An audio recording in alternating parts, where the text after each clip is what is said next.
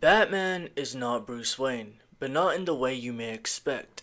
Everyone thinks that Bruce Wayne is the true mask and being Batman is the real self. Because Bruce Wayne died in the alley that night alongside his parents, and Batman is then born, an identity that gives him purpose in making sure no one else deals with the same pain that he felt. It's an interesting concept which in theory makes sense because it seems as though Bruce almost believes this himself. So much so that when Wonder Woman and Superman shared their secret identities, holding the lasso of truth, he declares his name as Batman. But I believe that Bruce only really believes this when he is consciously or even subconsciously making an effort to prevent his friends and family from becoming close to him. There are also timelines where Bruce becomes so jaded because of his isolation and dedication to the never-ending mission that he sometimes even forgets who he is. After the events of Cataclysm and No Man's Land, which leave Gotham in a bad state following a 7.6 magnitude earthquake,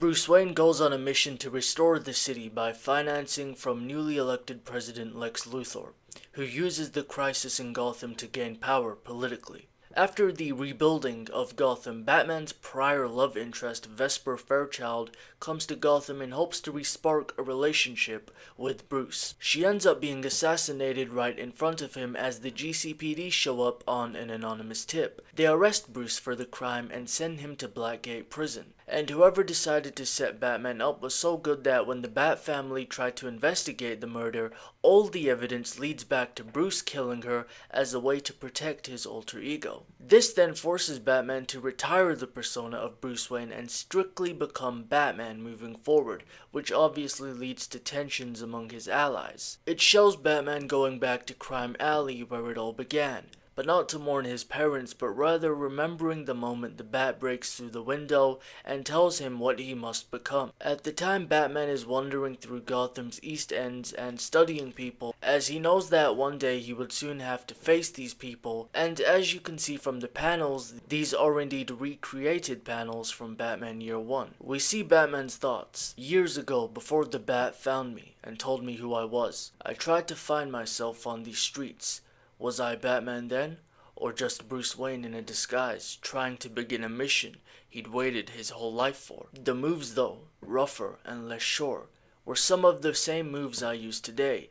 The motive was the same, the one that drives me still. Was that day, that failure, what began the split, the need for another face? Was that when Bruce Wayne became nothing more than a mask? His thoughts are interrupted as he sees cops in a car chase with some of Joker's henchmen. On the way there, he meets Catwoman, who agrees to assist him in the situation. As they listen in from the roof, they learn that the top enforcer's name is Punch, and that they've kidnapped Nick Rucklechock, a rival mob boss. They shoot at him, but Batman moves in the way, deflecting the bullet on his body armor. Punch then fires the rest of the mag while Catwoman deals with the other goons. Each shot makes breathing more difficult as the impact begins to crack his ribs. Batman finds the strength within himself that drives him to take the gun out of his hands and knock him unconscious.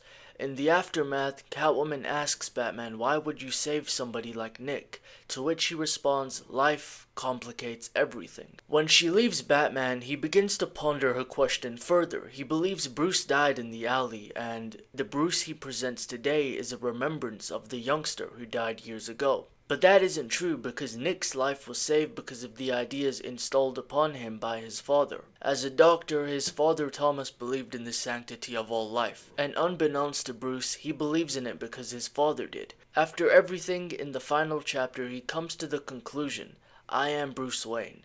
I always have been.